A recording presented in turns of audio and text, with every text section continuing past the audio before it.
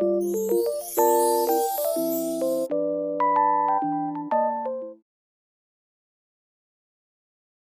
hired a PI to watch my fiance on her girls' trip, and now I'm torn.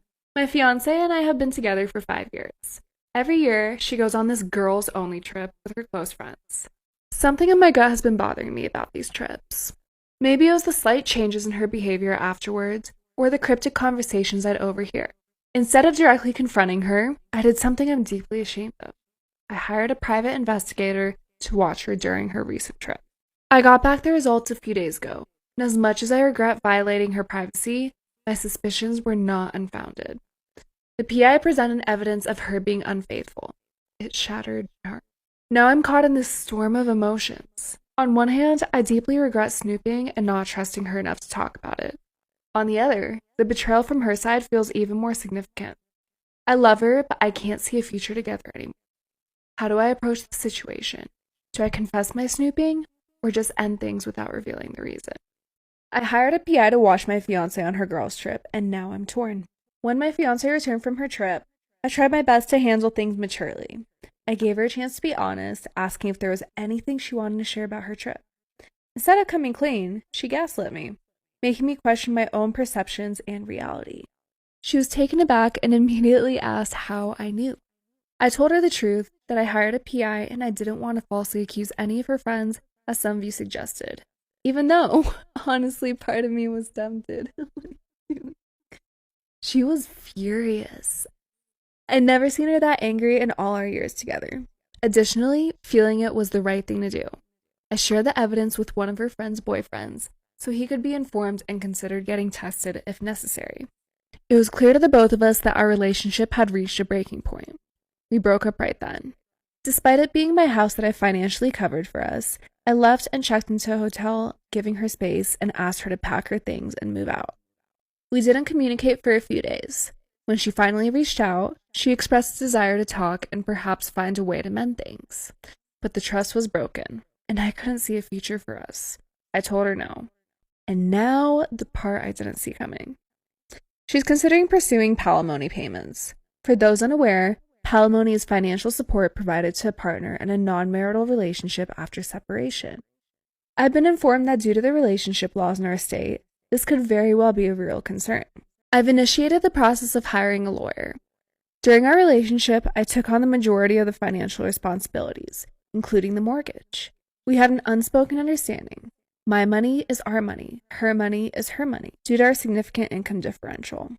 I never thought that my generosity would come back to haunt me. Am I the asshole for showing up to guys' night after my husband didn't come home when he said he would? My husband has been hanging out with his guy friends every weekend for about a month. It generally doesn't bother me at all, but lately he has been saying, quote, I will be home after this beer. And that one beer turns into 6, and him coming home in an Uber around 3 to 4 a.m. And well, I want to hang out with my husband. There's never any ill blood or fighting about it. I know he needs his friends, as we are currently going through a stressful time and he needs to decompress. However, when he went out on Saturday, I told him, quote, if you aren't home by 8, I'm coming to find your ass. He laughed, said he would be home by 8, and that was it. Well, by 9, he still wasn't home. I knew this was going to happen, so I planned it all out. I'd already gone to the store and picked up a 30 rack, and this is actually kind of embarrassing, but I threw on some of his clothes, put my hair up, and put a hat on to make myself look more manly, and headed over to his buddy's house, where I knew he was. When I walked through the door, my husband starts dying laughing and bear hugs me. His buddies, I'm close to 3 of them, were also heavily amused and thanked me for the beer. There was no issue there. However, one of the guys that I don't know all that well lives next door, and his wife came over livid at like 2 a.m. and starts scolding him about being out so late, etc., etc. They have a baby at home, so it's 100% understandable. As soon as she saw me standing there, shit hit the fan even more. She started accusing him of lying about it, being guys' night. I did interject and say that I actually invited myself after my own husband didn't come home when he said, but she just put her hand up to me and told her husband to get home. I thought that would be the end of it, but my husband actually got a text from this guy yesterday saying that me showing up caused serious issues in his marriage and that next time he should tell me to, quote, stay the fuck home. My husband obviously laughed it off and said it isn't my fault there's issues in in their marriage Yep. and that he was amused by me showing up. But now I feel utterly terrible. Am I the asshole? No, I don't think so. Bro. No, like this clearly isn't the first time something like this has happened. My girlfriend left me on the day I was proposing without any explanation. Elise and I have been together for 3 years and living together for 1.5 years. Our relationship was very strong and we were madly in love. All of our friends always used to say that we were a perfect couple. Our communication was strong. We had everything planned in our lives. I told her I won't be marrying her before I get a job that pays well enough to build our family, and she agreed. Well, I got a very good job 2 months ago, and we started planning our lives together. Our plan was to get married in the next year or two, buy a house, and then have kids when we have more financial stability. She also started dropping hints that I should propose. I was already planning to propose, so I started researching for rings, proposal venues, etc. This is when I contacted Leah and asked her to meet me and keep it a secret. I told her my plans and she confirmed that Elise would love this and also gave me some suggestions which I loved. Leah also included David, as the three of them were best friends since childhood and knew each other very well. They also helped me pick the ring. The plan was to rent a cabin surrounded by nature and wilderness, as Elise likes that a lot. I rented the cabin, and on Friday I took the day off without telling my girlfriend and met up with Leah and David and one of my friends to set up everything. I gave instructions to my friend about how I wanted everything to be set up, as he was supposed to go there the next day before us and set up everything. Flowers, cameras, etc. I went back home after that and ordered Elise's favorite takeout. We talked about her day and then went to bed. Now, a week ago, Leah had invited Elise for brunch on Saturday, proposal day, at a new fancy place, the proposal location. She emphasized that the place was fancy so that Elise wouldn't get suspicious of Leah asking her to wear a nice dress. On Saturday morning, Leah and David came to our apartment to pick up Elise. As soon as they left, I called a friend of mine who was waiting just around the corner, and I left soon after. Then I called my other friend who was supposed to be at the cabin and asked him how everything was going. He assured me that everything was set up exactly how I wanted it. I had also asked David to share their location and to drive slowly or take a longer route so that I could get there 10 to 15 minutes before them.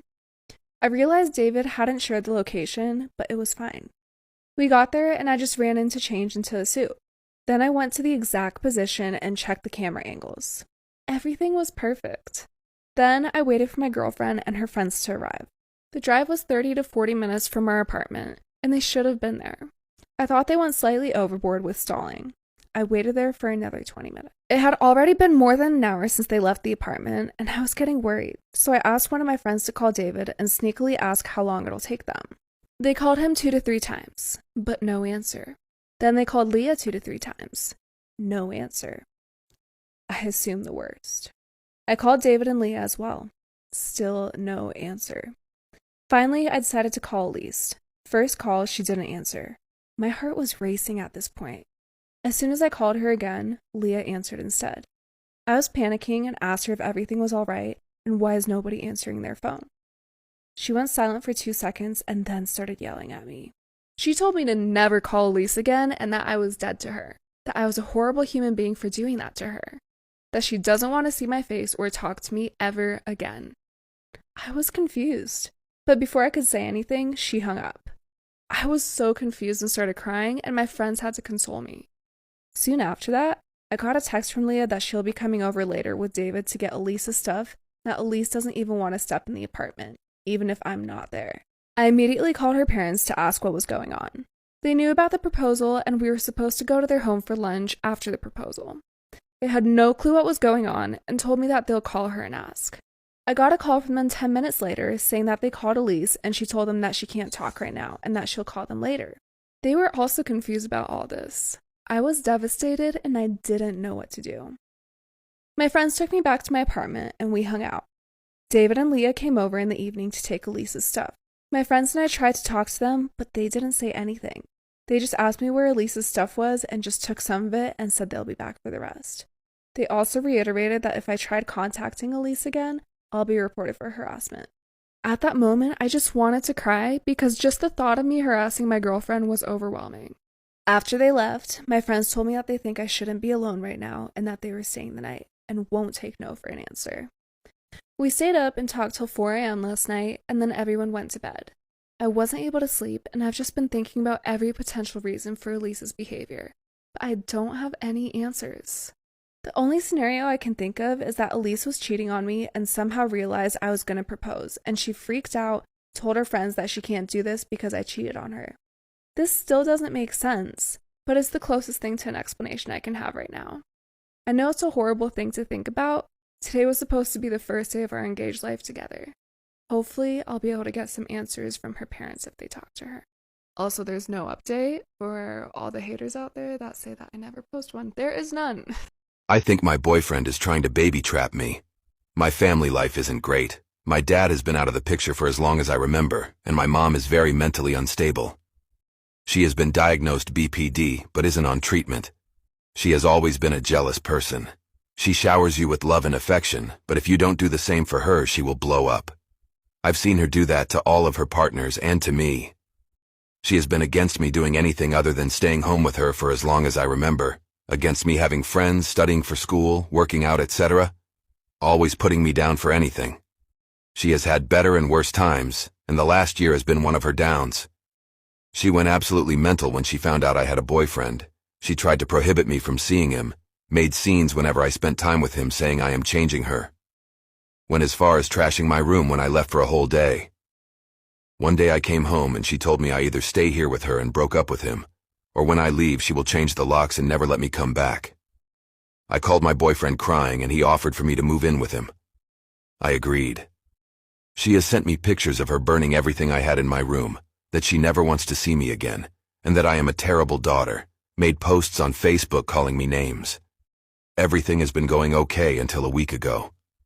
I came back from school and told him we had vocational orientation, and that a nurse had came to tell us about her career. I told him I thought what she did was really cool, and I would love to be a nurse. I think my boyfriend is trying to baby trap me. He asked me if you had to study to be a nurse, and I said you had. It was about 3 years, I think. He then asked me when would we get married, and I laughed and said maybe after I finished the career. He frowned and said that he wanted to have kids young. I told him we could, just not that young, we still had plenty of time, and I thought it was best for both of us to have careers before having kids. There wasn't a rush. He said he was running late for work, and the conversation was cut short. He has since then done something really weird, in which he starts talking semi-sarcastically about when I start studying and asking me things like if I am going to go to parties or make more friends, or if I'll still have time for him. When I ask him why is he talking like that, he will deny using any tone. He has also started to try and convince me to have intimacy without a rubber, saying that he will pull out. One time he even went as far as ignoring me asking him to put a rubber on. 3 days ago, I saw him doing something with the drawer where we keep our stash of rubbers open. When he saw me, he closed it quickly. I grew suspicious and went to look at them after he left. Some of them had little dots like they had been poked.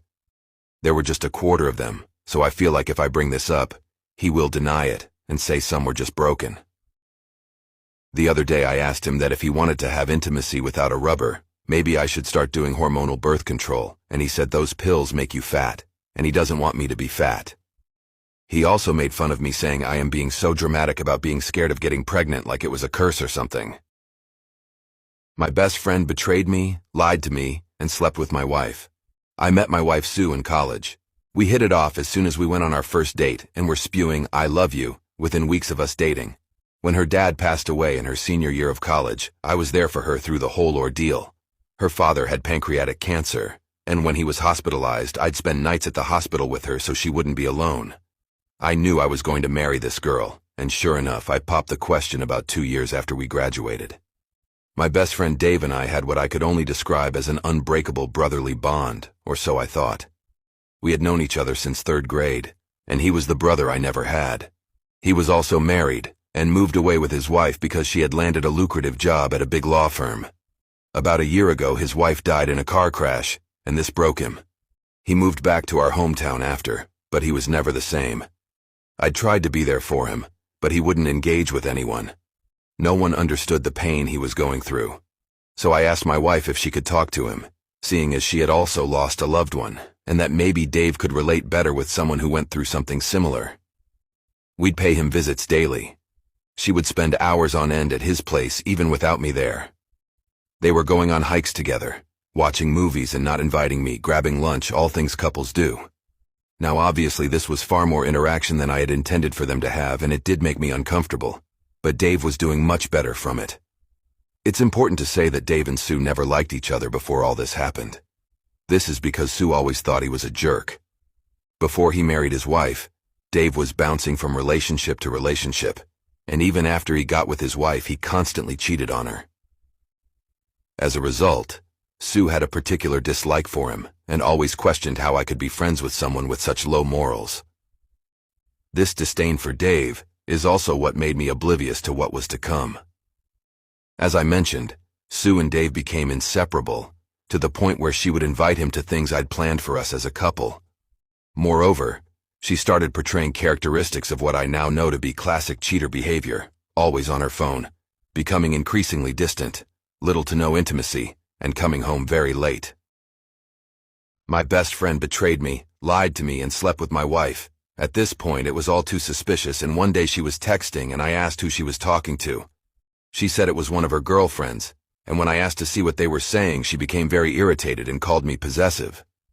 When I talked to Dave about how uncomfortable their friendship was making me, he assured me nothing was up and even accused me of not trusting him and my own wife.